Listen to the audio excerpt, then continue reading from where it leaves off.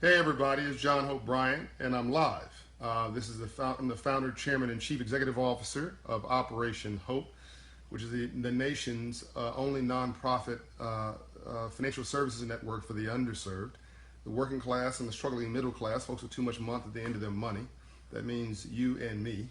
I'm also the CEO and chairman of Bryant Group Ventures. Now, today I'm talking about a sensitive topic, the myth, the economic myth of the professional athlete. As you can see behind me, I love sports. I love professional athletes. I see some viewers have already signed on. Happy Sunday. You can note your comments here. I will respond either in time, in live, or I'll respond after this is over. This is a really deep session. I saw a video from one of my in-laws yesterday, Damien, on Facebook about a young black man who could bounce a basketball like nobody's business. He happened to be like 6 or 7 years old. It's obvious his parents spent all of their time working with this kid on his dribble.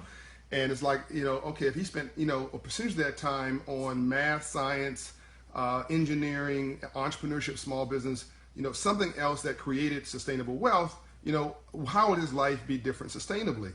And it started a pretty rich discussion on Facebook. And it's something I've always wanted to talk about because there's a myth about the professional athlete. So why, if I'm a fan, and you see I love motorsports, but I don't do this for a living. I do this for life. I do it because I love motorsports, and I collect these balls over here because they're valuable.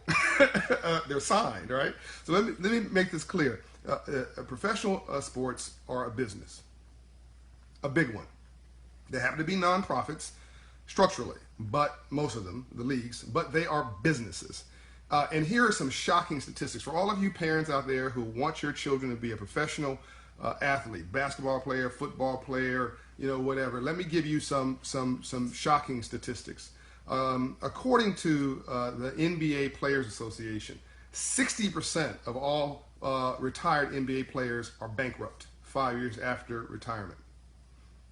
60%. And by the way, that number, I think, is statistically conservative. I've heard as high as 84% of all retired basketball players, NBA players, are bankrupt 5 years after retirement. Here's another statistic. According to Sports Illustrated, in a 2009 study and article, they reported that, I think the number was 78% of all former NFL players were bankrupt or had committed suicide 5 years after retirement. Bankrupt or had committed suicide after retirement. 78%. Now, there was another report that came out that said, oh no, it's not 78%, it's 15.7%. Okay, well, all those numbers are shocking, right? Because 15.7%, call it 16%, is 1 out of 6. All right, of professional athletes who filed bankruptcy 5 years after retirement. There's no reason to celebrate. That's multiple times the national average for bankruptcy. But the myth is, you can just come from the hood, come from some place as poor communities, and become a professional athlete, spend all your time doing that, and you'll be fine. That's just not the truth. It's facts are stubborn things, and I encourage people increasingly to not be emotional about this stuff, particularly when you're talking about your children's futures, and be very serious about this. Yes, professional athletes are fun, exciting, all that stuff, but at the end of it, it's a business. And we are unfortunately in most cases the show, not the business. We're the show part of show business, not the business. I'm gonna do another piece on the entertainment community in another post. I will tell you what Quincy Jones, one of my mentors, once told me. He said, John, if you don't own publishing rights or writing rights or some kind of rights in music, the music business, you're actually not in the music business. You're just a temporary performer. Hello. So let's get into this topic. So I'm sure some people out there are going to disagree with me. This is a topic we all need to know more about. Thank you, Mary. I agree with you. Let's get into this, because somebody out there is saying, well, John, just being a spoiler. First of all, why would I do that, right? I mean, why would I want you not to pursue your dreams? If you could play basketball or professional sports and that could be the panacea, why wouldn't anybody want to do what they love, period? But I want you to understand, it's what we don't know that we don't know that's killing us. It's what we don't know that we don't know that's killing us. Here's another shocking statistic. More than 80% of professional athletes have a divorce 5 years after retirement. So when the money goes, So does, in most cases, the women, if these are male professional athletes. And I'm not blaming that on the women. I think both of them probably got in a situation for the wrong reasons to begin with. It was all economics. And to sort of illustrate this, let me just tell you a couple shocking stories that really need to sit in. I need these. If you know somebody who's a professional athlete, or you have some person that you want to go down this line, I want you to come send them to Operation Hope. Our counseling is free. We don't sell anything. We're not biased, right? Let them sit down with one of our Hope Financial coaches in one of our Hope Inside locations and get to the bottom of this and have them make sure they have a financial plan, because you could not have the average career in the NFL is 3 years. You hear me?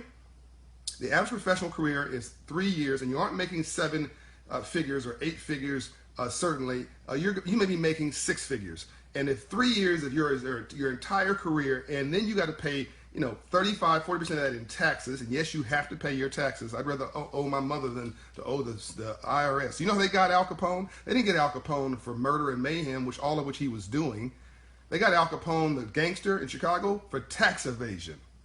The federal government does not play. Do you know that NBA players have to file a tax return in every state that they play? I'll repeat. That NBA players have to file a tax return for every state that they play. And then you got players who believe that their mission in life is to finance their family's lifestyle. Hey, Sheila, Bridget joining, Mary joining. This is a really important conversation. Let me read to you. I can spend time talking about this in my own voice, but there's going to be people who just won't believe what I'm saying, because it flies in the face of everything that you've been told. But let me just read you a couple statistics. And one thing I will say, one narrative. If you are the parent of one of these children, they do well, please don't go to them and say, I raised you all my life, you owe me, you must finance my life. You are destroying your kid's future. You've had your shot. You had your chance to be successful. You didn't do your kids a favor by raising them. You don't get a prize, right? It's not even your child. It's God's child, because we're not human beings having a spiritual experience. We are spiritual beings having a human experience. And this is not your child. You're just simply a surrogate. You are not a facilitator. You are a trustee, a steward for God's child, and your job is to raise them, to give them everything you want. You don't get a Nobel Peace Prize for raising a good child. That's what you're supposed to do. So don't handicap your child and guilt trip them about what they should be doing for you.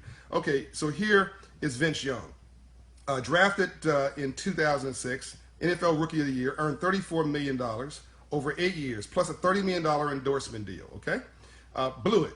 $5,000 a week at the Cheesecake Factory, where Young regularly treated 8 teammates. That's $260,000 a year. Also did the same at TGI Fridays, where he spent $6,000 in one sitting. Do you know he bought out a Southwest Airlines flight in 2007, which sat 120 people because he did not want to, because he wanted to be alone on the plane. This is just crazy. Billionaires don't do this crazy stuff. Rock bottom. According to Young's former financial advisor, he took out a high interest rate loan of $1 million during the 2007 lockout to throw himself a birthday party. Talk about depression. And he filed for bankruptcy in January 2014. Evander Holyfield, who I've met, nice guy, once took out a loan for $500,000 for landscaping. His utility bill one month was $17,000. His utility bill. So let me see if I can give you one or two more here. Warren Sapp, NFL career, Hall of Famer, played total of 13 seasons for the Tampa Bay Buccaneers and Oakland Raiders, retired in 2008. Earned $82 million from the NFL and was an online talent. He blew it, $7 million estate in Florida. I'm not going to blame him for that. Real estate is typically a good investment unless you buy it stupidly. Did buy a $600,000 watch. Not very smart. Watches don't increase in value unless it is a collector's edition. They don't. They will decrease in value. 250 pairs of sneakers, a lion skin rug, blah blah blah. Here's the good part: $45,000 a month on alimony, $15,000 a month in child support. I once had a well, I can't tell. I once had a big monthly payment for alimony, and it broke my heart. But it pales in comparison to what these numbers are. My point is, we all go through this stuff. So to make a mistake is not to be a mistake. It's how you recover to life, not how you it's not the problems you get into. It's how you respond to it. Right? Life is 10% what life does to you, 90% how you choose to respond to it. And so what was the result of of his experiment? Well, he sold a Super Bowl ring. Well, he said he couldn't find it, which means he probably sold it. And his belongings went up on an auction in 2012. His ex-wife sued him for $730,000 in back alimony payments. Here's a real doozy. Robert Swift, this is a Caucasian player. I'll make sure that we all understand it's not about race. Drafted at 18 in 2004 with the Supersonics. A $20 million deal, a $10 to $20 million deal with the NBA. Had an injury, blew it on. Housing for his parents, 2 new SUVs for his parents, a new truck for himself, parties, tattoos, and booze. Rock bottom, when forcibly evicted from his foreclosed home in 2013, he had left behind guns, live ammo, trash, feces, broken down cars in the driveway, and unopened scholarship offers. He is now believed to be living with the parents whose home he bought, and I probably would guess that they lost that home. Look, this is all business, folks. And as the people who own the teams and the people who, well, let me get into another thing. So when you get signed up, it was true until recently that a majority of the rookies that came on really didn't have bank accounts, and a good portion of the teams did not do direct deposit, which means they're cutting you live checks at training camp, live checks. Right?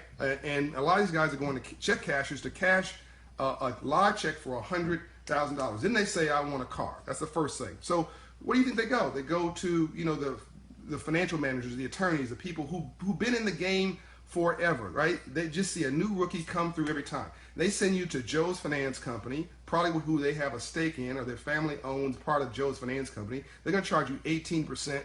20% to get this Mercedes-Benz, which is really Mercy-D's payments. It's not Mercedes, it's Mercy-D's payments, right?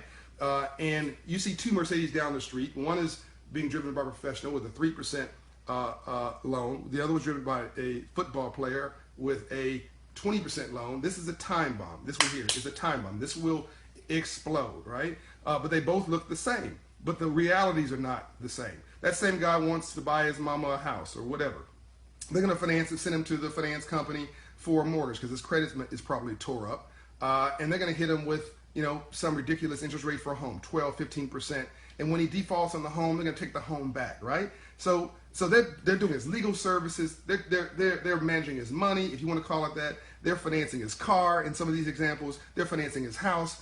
Then his credit's tore up. He wants to get this one guy here had an entourage of 50 people. I want to say Spreewell, but I don't want to misquote. So, Mr. Spreewell, if I misquoted you there, I apologize, but you did spend a lot of money. And at the end of the thing, he said he wasn't broke, but he was making like $7,000 a month, but he had a $150,000 deal. Look, let's stop this insanity, right?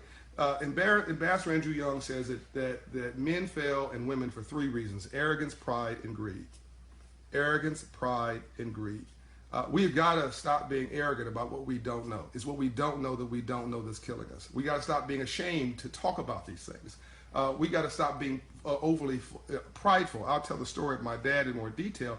My dad's an amazing man. He made me who I am, him and my mother. But my dad was a businessman for 54 years, and I modeled what I saw. But my dad was financially illiterate and would not ask my mother for advice. My mother was and is a financial genius.